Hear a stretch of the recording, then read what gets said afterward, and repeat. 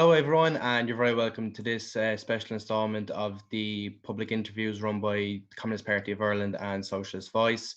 Tonight we have with us Dr. Gerald Horne. He's a professor of history at the University of Houston, Texas, and the author of several books, including The Apocalypse of Settler Colonialism and an upcoming book, The Dawning of Settler Colonialism in the Long 16th Century. So, Dr. Horne, thank you very much for being with us tonight. Would you like to introduce yourself, please? Well, I think you did a good job of that, and thank you for inviting me, and I'm happy to be here. So I suppose what we're talking about tonight is the topic of settler colonialism. Could you sort of explain to our audience what exactly is that? Well, if you're at least faintly familiar with history of the United States and Canada and Australia and South Africa and what used to be called Rhodesia, and as well Kenya, and to a degree Algeria as well, you'll instinctively recognize that settler colonialism involves, in my telling of the story, of Europeans at a certain stage in history invading other continents, invading other countries, and moving thousands of Europeans across oceans to occupy that land, oftentimes routing the indigenous, which is what happened in North America, and also what happened in Australia. And then after the indigenous are routed, for example, in North America, then bringing enslaved Africans across the Atlantic to work for free. Now, I'm afraid to say, as I'm sure you know more than most, that many Irish people participated in this process, in this project, particularly in North America, in Australia, and in Southern Africa. And I suppose talking about the United States, what exactly is the United States? What are the defining characteristics of American capitalism? Well, first of all, let me give you a brief history of how the United States came to be. I'm sure you're familiar with the story of how the Spanish sponsored Christopher Columbus in 1492, who sailed across the ocean blue and wound up liquidating many of the indigenous, particularly in the Caribbean. And you may also know that the Spanish had sought to establish a settler colony in Florida, what we call Florida, as early as 20 years after Columbus's voyage. And finally, they did establish a settler colony in Florida as of 1565.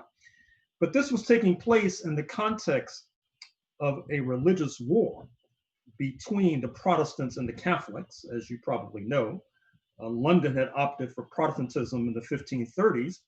The Protestants were outnumbered by the Catholics. The Protestants were, in a sense, less powerful. And so they had to be more creative and adaptive, which leads to one of the signal aspects of what could be called Anglo-settler colonialism. What I mean is that the Spanish had a religious qualification to be a settler. You had to be Catholic, you had to be religiously correct. Whereas the scrappy underdogs that were the Protestants, they moved away from a religious qualification to be a settler. And in fact, some of the earliest settlers were those who they were in conflict with, particularly Irish and Scottish Catholics. And you have to erase from your mind the idea of North America being this bountiful cornucopia. That was not necessarily the vision in the 16th century when when settler colonialism was taking off. It was seen as a dangerous mission, if not a fool's errand, to cross the Atlantic to confront the Native Americans and ultimately to confront enraged Africans, discontented with being dragged from their homeland. And so it was seen that by London that this could be a mission that Irish Catholics could accomplish. And in fact, London expelled the Jewish population in 1291, but yet it opened its embrace for the Jewish population to be settlers. Now, of course, many of the historians, they tell us it's because London was so enlightened. That's why they had this opening to Irish Catholics and the Jewish population. Well, no, I think they were outnumbered and they wanted to compete with the Spanish. And this was the way to compete with the Spanish. And so what's interesting is that London is a minor kingdom up until the mid 17th century, when a man whose name I'm sure you're familiar with, Oliver Cromwell, begins to ascend. And that's when England has its takeoff. And of course, I'm sure you're familiar with Oliver Cromwell because of his depredations against Irish people in particular. But many of us here in North America also have a complaint about Oliver Cromwell as well, because it's with Oliver Cromwell that you begin to see the takeoff of the African slave trade under the aegis of London in particular. And then that's in the mid, say the 1640s, 1650s, as you know. Then by 1664, the English had ousted the Dutch, who were also a predominantly Protestant power, from what is now New York City. By 1672, you see the formation of the Royal African Company, which tries to impart a system to the African slave trade, and it's tremendously successful. The problem is it's under the thumb of the monarch, who of course had been restored after Oliver Cromwell passed away.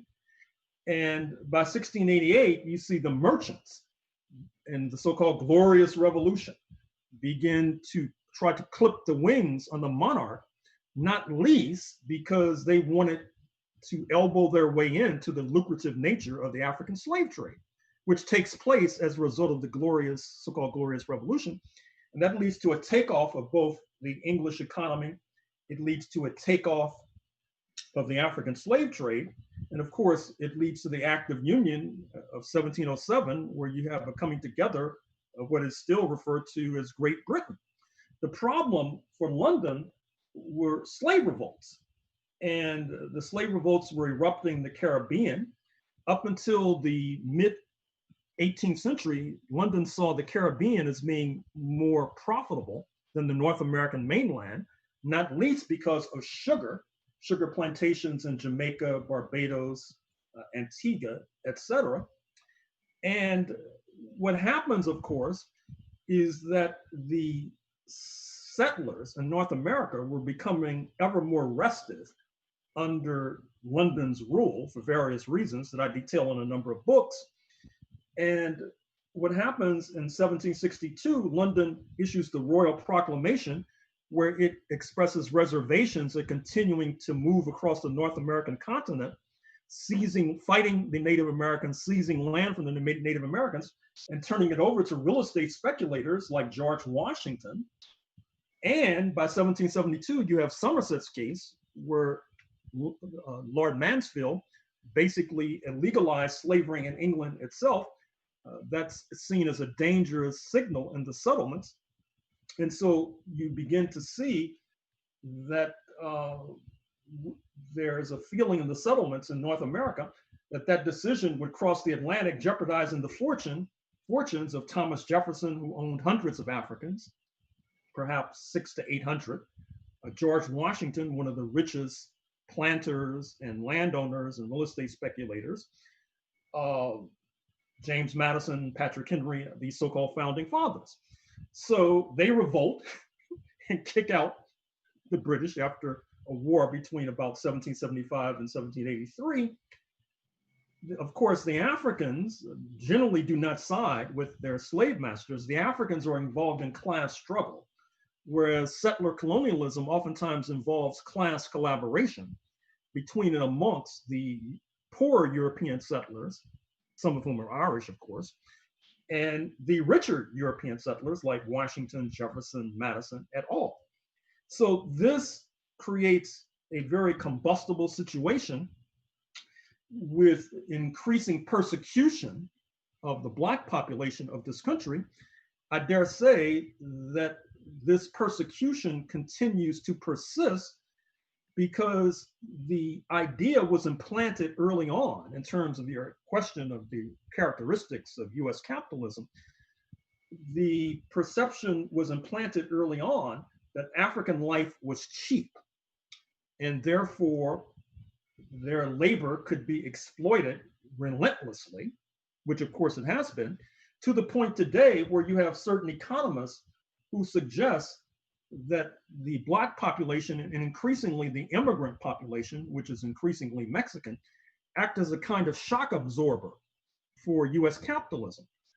That is to say that when there's the inevitable downturn in the capitalist economy, the pain of that downturn can be offloaded on the Black and brown populations. And because of racism that exists in the so-called majority population, the population defined as white, they become much more, at least some of them, not all of them, of course, become much more susceptible into accepting that state of affairs. I would say also that the contradictions of US slavery and US capitalism eventuates in the US Civil War, 1861 to 1865. Now recall, it was one of your countrymen, Daniel O'Connell, who said that the difference between London and Washington was that in London you had an aristocracy of lineage, and in Washington you had an aristocracy of race. In London you had a tyranny of monarchs.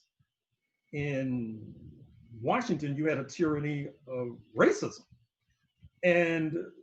But in any case, the contradictions explode during the US Civil War, which leads to the emancipation of the slaves. But in some ways, as you know, that was not the intention of the Lincoln government when the war erupted. They were pushed into this state of affairs in order to save their own skins, because by freeing the slaves in jurisdictions they did not control, such as Texas, from where I'm now speaking, they enticed tens of thousands, hundreds of thousands of Black men to join the Union Army, which was the turning point in terms of defeating the slave-owning secessionists.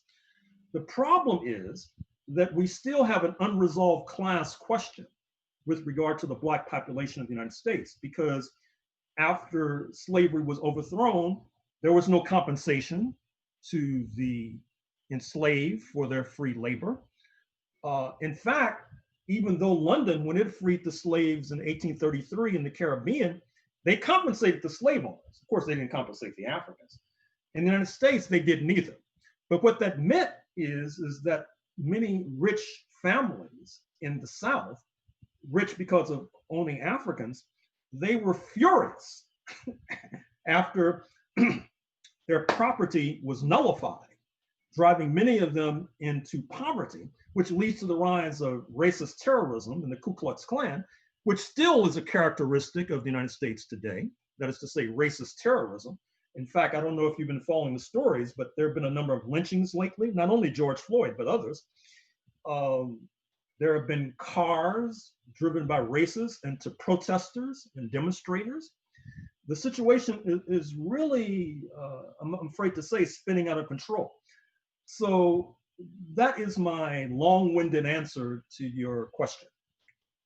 That was a very good answer. It kind of reminds me of the quote from Karl Marx, that when capitalism comes into the world, it did so dripping with blood. Could you talk, one of your key points is that the US independence in 1776 is defined as a counter-revolution. That's right. Expand a bit more on that. Well, as I said, I think even though, it's very interesting. Many of these historians have been able to convince the international community that 1776 represented a great leap forward for humanity. Certainly it represented a great leap forward for slave owners. I do not doubt that. Certainly it even represented a great leap forward for many poor Europeans who, fresh off the boat, were able to claim Native American land. I mean, for example, if you look at the Cherokees, who once occupied the states of Georgia, North Carolina, Tennessee, and to a degree, Alabama, they tried to become like the settlers. They became Christians. They began to wear clothes like the settlers. They even enslaved Africans. But in the 1820s, President Andrew Jackson, who of course was a slave owner and a slave trader, said, "You folks got to go." And he took their land, even though they were becoming very similar to the settlers. They had to go. And they were ousted, ethnic cleansing. Many of them liquidated, for example. And then poor Europeans were able to take their land, basically. So one of the reasons I call 1776 a counter-revolution is because it was in direct reaction to what was going on in London in terms of abolition of slavery, Somerset's case, 1772, and the Royal Proclamation of 1762, 1763. I think our friends in the international community should compare 1776 to what happened in what was then called Rhodesia in 1965, when there was another settlers revolt. Ian Smith of the so-called Rhodesian Front, the racists, thought that London was moving towards one person, one vote, African majority rule. And he said at the time, you can look at my book on Zimbabwe, the subsequent nation, to get documentation. He said at the time he was walking in the footsteps of 1776 when he launched his settlers revolt, which led to a defeat in 1980 with the emergence of Zimbabwe. And as I say in my book, it's very interesting that perhaps whether you win or lose helps to shape the verdict of history. The settlers in 1776 won, so history adjusts, they're heroes, they lead a great leap forward for humanity. Ian Smith loses, and so he's seen as a loser, as Trump might put it. And then, of course, look at the Algerian revolt of settlers, late 1950s, before Algerian independence in 1962. They try to even topple the regime of Charles de Gaulle in Paris. Ultimately, they're squashed as well. So, or for example, you can look at the settlers revolt, the so-called the so-called Anglo-Boer War, 1899 to 1902 in South Africa. Another settlers revolt against London, where the Africans, like the Africans in North America and the Africans in what was then called Rhodesia, they do not side with the settlers. They didn't think that was a good idea. But in any case, the settlers are defeated, but of course they come to an agreement with London, nonetheless, which eventuates in apartheid in 1948, which then leads to armed struggle and the emergence of independent South Africa in 1994. So the reason I call 1776 a counter-revolution is, number one, it was driven by material issues, land and labor, land and free labor, the land of the Native Americans, the labor of the Africans, stolen land, stolen labor, not driven by, liberty, freedom, the right to free speech, the usual propaganda that they teach in these schools to the unwitting. And that's number one. And number two, it has all the earmarks of other settler revolts. I mean, settler revolts by European settlers in history, and of course we started off by talking about settler colonialism. These settler revolts generally have not been very progressive. And North America is no exception. And speaking of North America, it's very interesting to look at Canada and the United States. Now, Canada, of course, remained under London's rule. They did not have a settlers revolt. And you may want to ask yourself, why is it that Quebec in Canada, which still has a French-speaking majority and was restive, to put it mildly, under London's rule, did not join the settlers led by George Washington? I think in part it was because, despite their rhetoric, they were Protestant religious bigots. That's part of the reason. But my larger point is that even today, despite the many problems in Canada, if you look at Canada relative to the United States, if you're a working class or poor person, it's probably better to be in Canada than the United States. Canada has the single-payer healthcare system, which the United States is still aspiring towards. As a matter of fact, you have many progressive people who look to Canada for progressive ideas.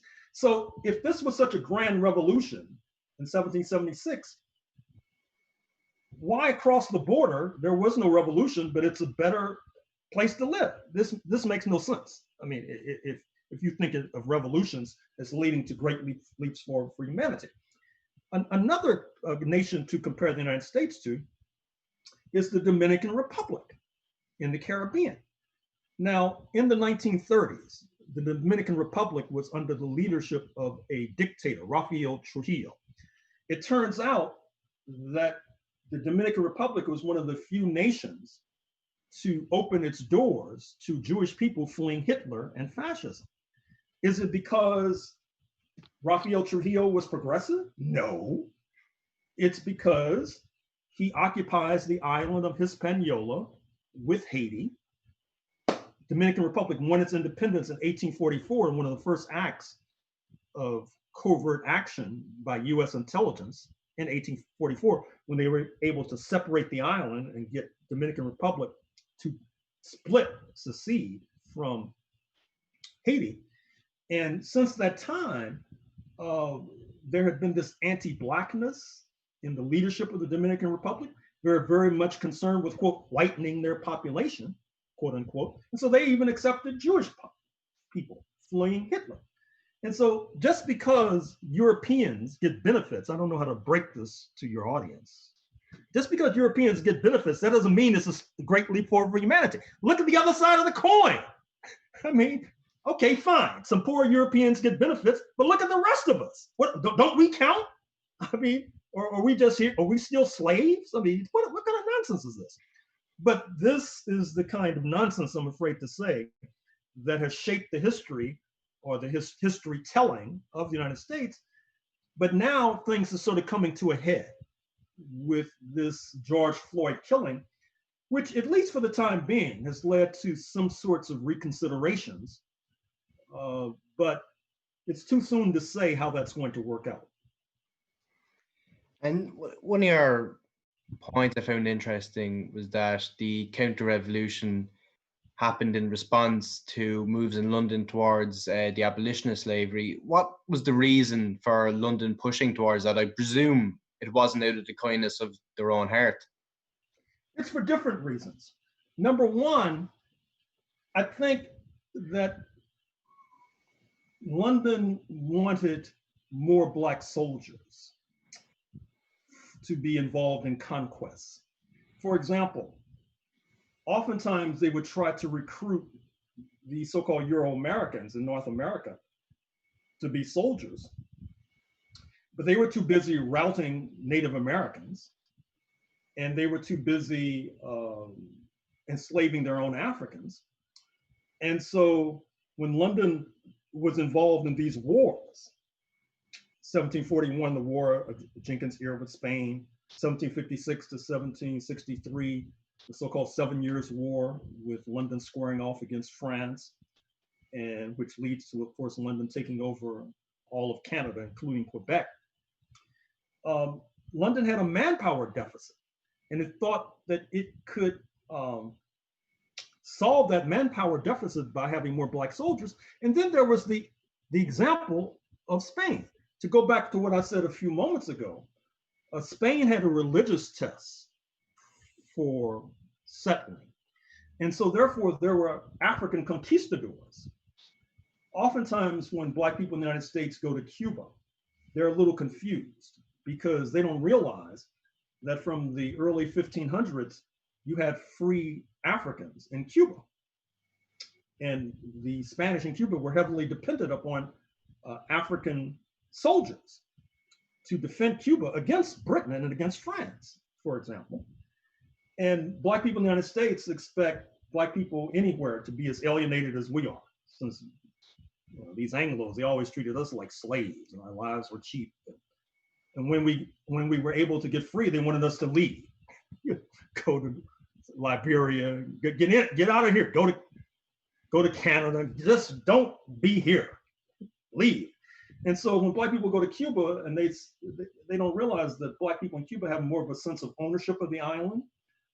They have more of as a matter of fact, as the more I think of it, I think that that transition from the, pardon the expression, the warped theology of religion to the science of socialism may be a shorter leap than going from racism, which you have here, to socialism. In any case, I think that London was repeatedly being bested by Spanish, particularly Africans with arms under the Spanish flag. And so they were adapting to that imperial competition. Also, I say in my book on 1776 that even in South Carolina, there was a real fear, because there was a Black majority, that that the Blacks would take over, even as early as the 1730s. In fact, in Stonewall's Revolt in 1739 in South Carolina, you had the Spanish Black soldiers from Florida coming over to South Carolina to stir up the Negroes in South Carolina. So this is the world that London was dealing with.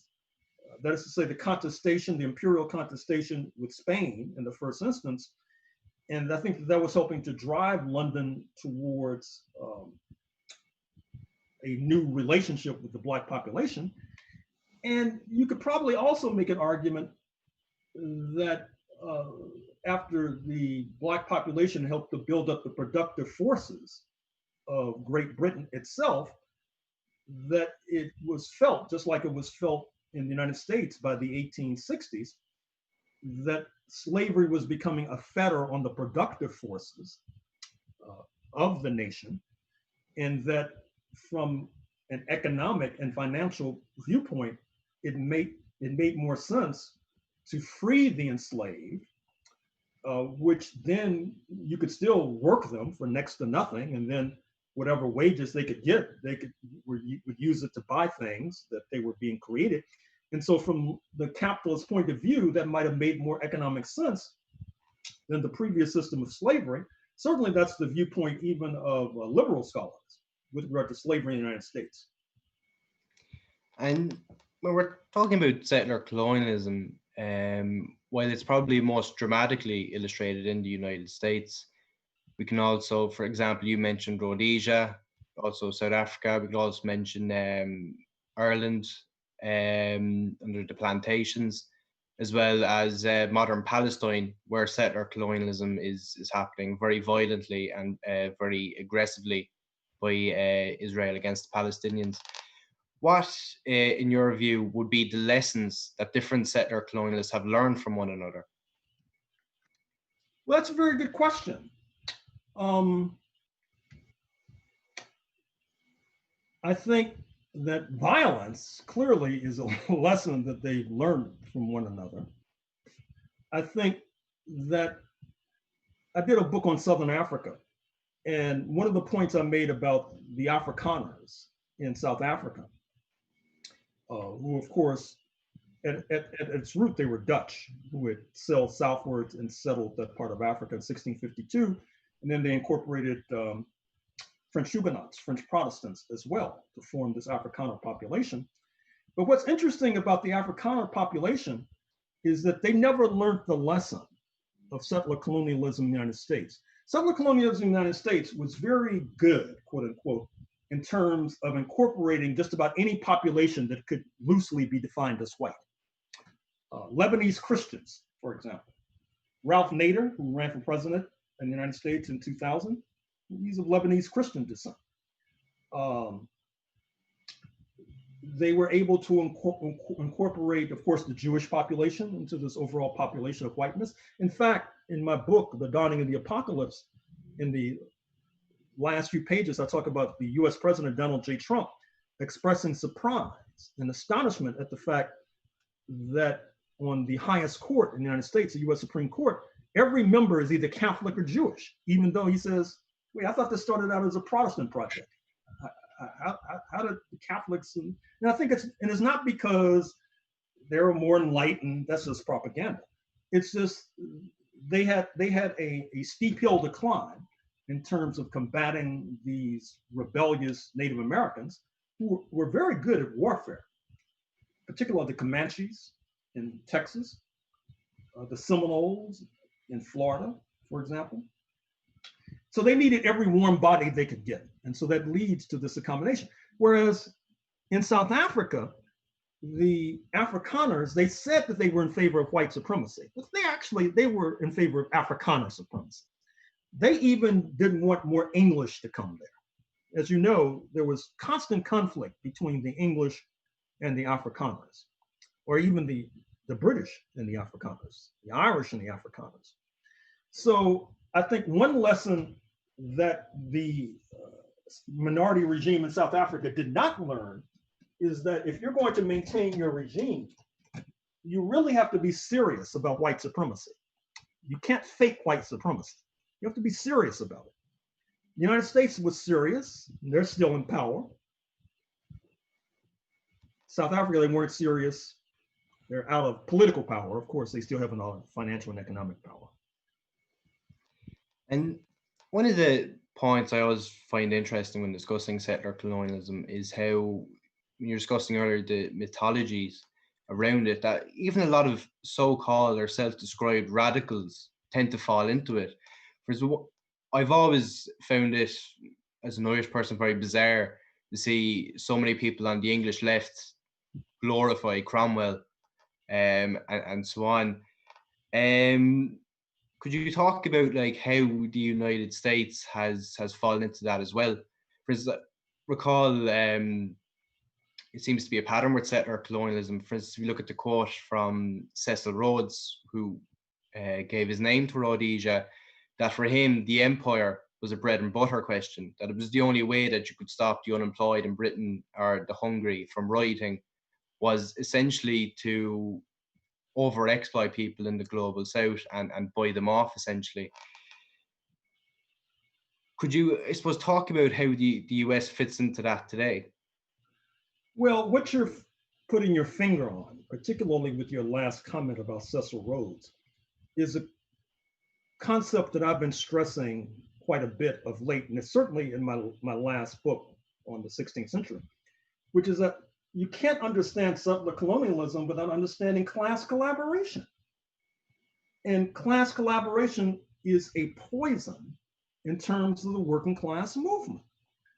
As I said in an earlier speech I gave, which you can actually find online under the People's Forum, assuming that we overcome the pandemic, climate change, and nuclear war, when historians of the future look back at the United States, I think that they'll be somewhat taken by all the sophisticated rationalizations you have amongst the US left for class collaboration. I mean, and I think it begins with the inception, because once you can rationalize genocide against the Native Americans and mass enslavement of the Africans and conclude that that process led to a great leap forward, if you can rationalize genocide and mass enslavement, you can rationalize anything. And that's basically what's happened. And I think it helps to account in part for why the US left tends to be rather tiny and rather small. Because if you look at the Black population, generally speaking, in terms of voting, they're the ones most likely to vote against the right, but oftentimes they're not found within the ranks of these left-wing organizations. And these left-wing organizations don't take time to think about that. And I said, well, why is that? You know, these are people most likely to vote against the right, yet they're not in our ranks. Why is that? It doesn't seem to dawn. And I think it's that poison of class collaboration, class compromise, not class struggle. And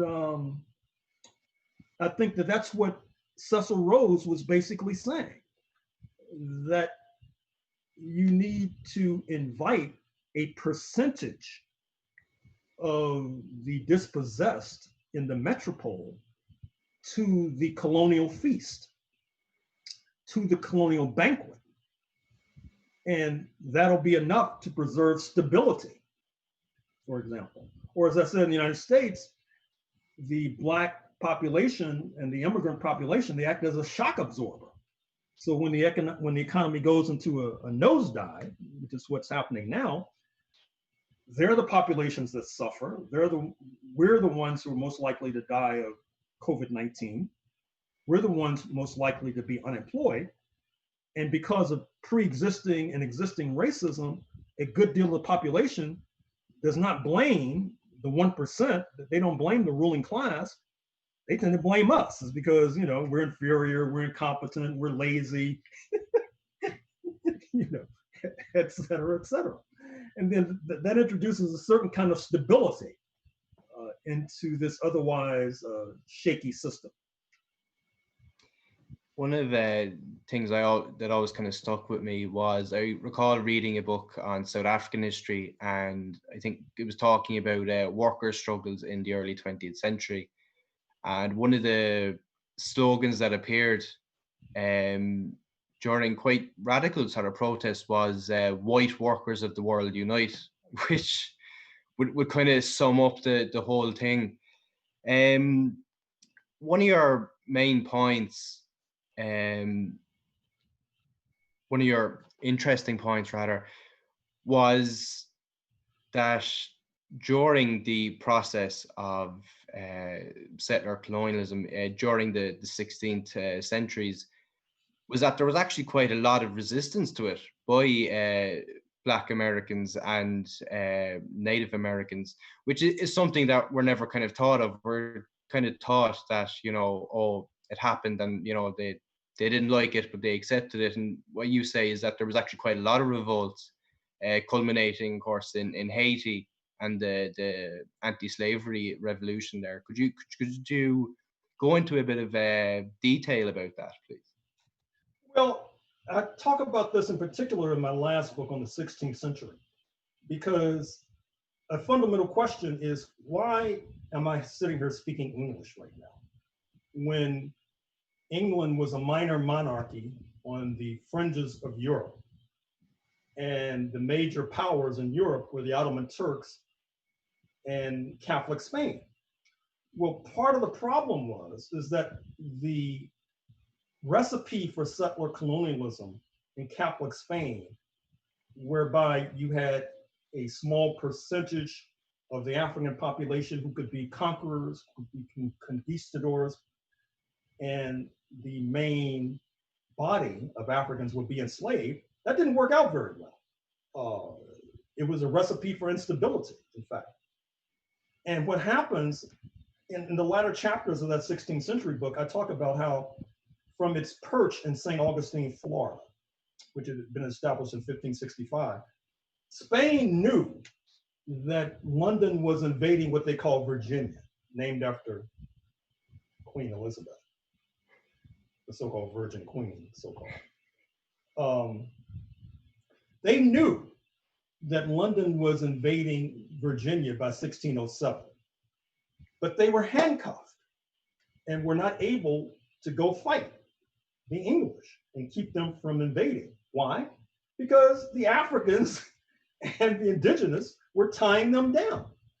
They could not afford to send any troops to Virginia. And that's one of the reasons why that settlement was able to take off, and why England was able to take off, and why the British Empire was able to take off, and why I'm sitting here speaking English. And this was not new.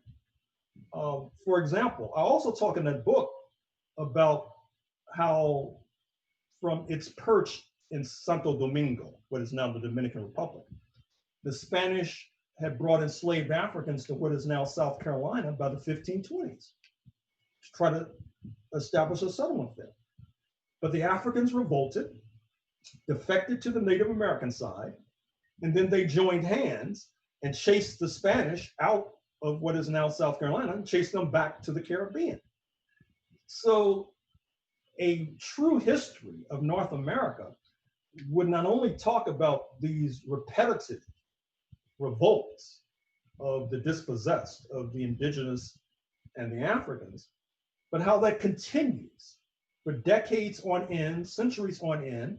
A moment ago, I mentioned the Seminoles of Florida, the people we call the Seminoles, who fought you may know that the United States takes over Florida circa 1820. That leads to the first US war with the Seminoles. Then there was another war in the 1830s with the Seminoles. Then another war in the 1850s with the Seminoles. And at that last war, they were all ethnically cleansed and forced to move to Mexico. But these were three of the bloodiest wars the United States ever fought before Vietnam. And the Seminoles were basically an amalgamation of the indigenous and the Africans. As a matter of fact, the US rulers at the time said this is not an Indian war, this is a war with Negroes. This is a war with Black people. So, I mean, I could go on in this vein, but what's unfortunate is that even so-called progressive historians, so-called, oftentimes tend to downplay this question of rebelliousness. I'm not sure why. I mean, I have a guess, but it's very unfortunate, and it does a disservice to both history and to students, and it does a disservice to the international community, which I think understandably they look to US historians to get an idea of what's happening with regard to the United States. But these US historians, I mean, you know, you could almost call them novelists, fiction writers, basically, because they're not necessarily specializing in nonfiction. It's a bit like asking an economist about the economy. You're not going to get a truthful answer. One of the, I suppose, things about Irish history is that obviously Ireland was an oppressed nation and oppressed people, but as you mentioned, I believe at the start, is that was Irish participation in the slave trade. For example, St. Patrick first came over as a slave as well, and I believe in your book you mentioned that at one point Dublin was the largest slave market in the world, I believe. Could you expand on that more for us, especially for an Irish audience? Well, you know, it's very interesting. John F. Kennedy was an Irish American, Irish Catholic American, elected to US president, to be US president in 1960. Oftentimes touted as being the first Irish president, but that's not accurate. The first Irish Catholic president, because there have been numerous Irish Protestant presidents, Ulstermen. As a matter of fact, if you were to do a survey, you might think that Ulstermen had a stranglehold on the US presidency, believe it or not. And it doesn't take an oracle or a seer to come to the conclusion that the kind of battling, bruising battles that they were engaged in Ireland prepared them well to engage in bruising battles in the United States of America. Now, I could go on in this vein, which I have in my books, talking about these right-wing Irish, right-wing Ulstermen, et cetera. And of course, let's not even look at today. I mean, who are the political leaders of the United States today? Mitch McConnell, Kevin McCarthy, Paul, just stepped aside, Paul Ryan, Michael Mulvaney, Michael Pence, Ronald Reagan, I think, was of Irish Protestant origin. So I could go on in that vein about how many of the people from your homeland have done us wrong. But I prefer to think about the man I've already quoted, Daniel O'Connell, who I think in the 1830s was always reminding Irish migrants in the United States to try to be progressive. Now, of course, they didn't always follow his advice, but some of the most incisive analysis of the United States was not coming from people in Washington. It was either coming from the enslaved population or was coming from people overseas like Daniel O'Connell. And I suppose just to add to that as well is that the Bushes George Senior and George W. Also came from that Scotch-Irish stock as well, which I think says a lot. Trump's mother was Scottish. Trump's mother. So it seems to be a who's who of the American ruling class, really. Final question as we're getting to the end. What do you see as the difference between the United States, if any difference, of the United States today and the United States in the 60s and 70s and the struggle for Black liberation? Well, I think the main difference in the international situation. One of the points I've stressed in all my writings is that because, for Black people in particular, because of the structural racism, the systemic racism that we face, oftentimes when we made advances has been because of the international situation. The international situation in the 1960s was, of course, a socialist camp. It was a socialist camp that was giving aid to national liberation movements. I talk about that in my book on Southern Africa, for example. And Washington found it difficult to win hearts and minds in Africa and the Caribbean, as long as people of African descent in this country were treated so horribly. So the international situation is a major difference between what's happening now and what happened in the 1960s. Having said that, one of the issues we're going to have to keep a very close and careful eye on going forward is in the United States right now, there's a lot of hysteria about China. I mean, it's a lot of hysteria. And I think it's not only because of anti-communism, although I think that's a factor, but it's also because the Chinese, they're hard to define them as white. And that raises the specter of a leading power on planet Earth, not only being ruled by a communist party, but also not being defined as white.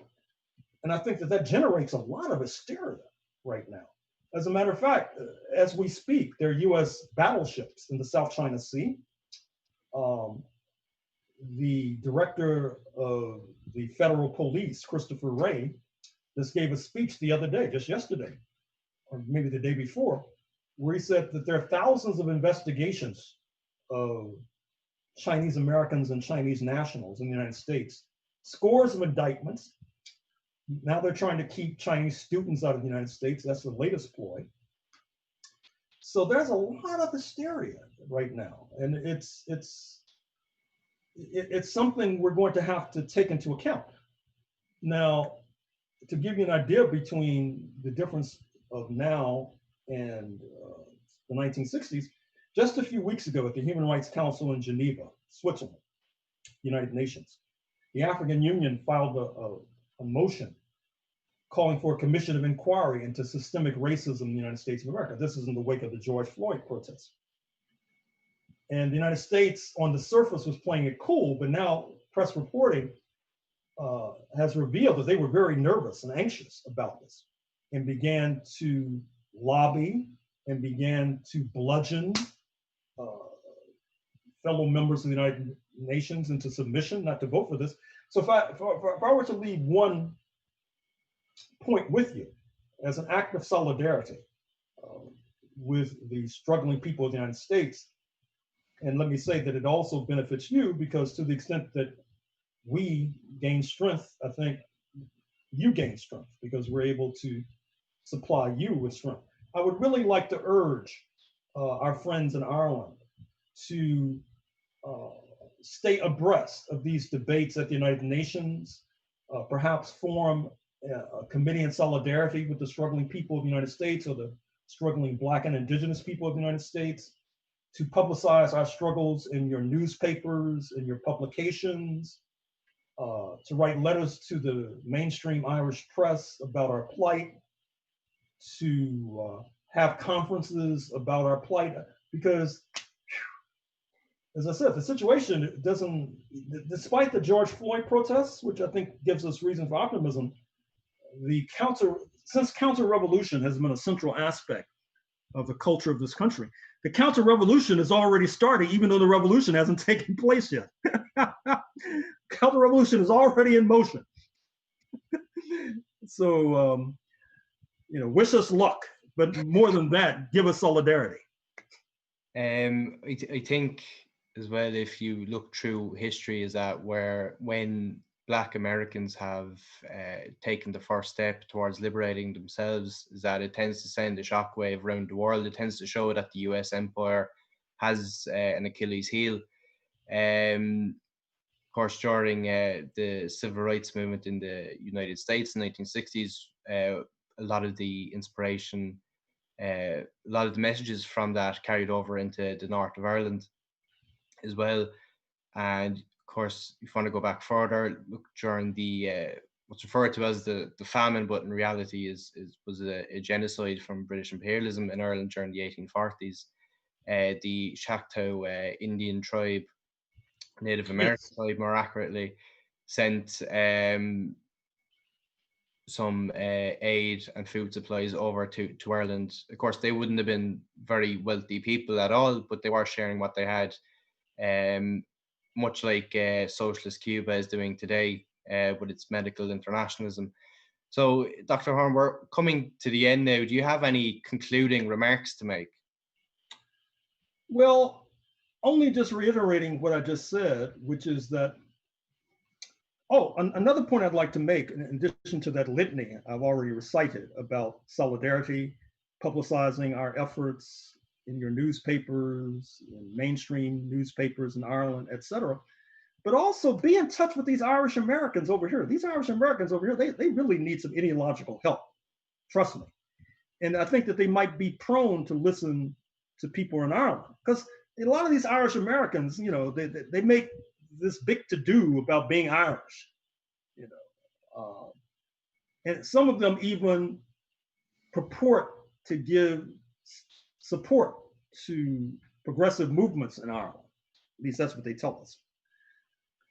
But I think they need ideological help.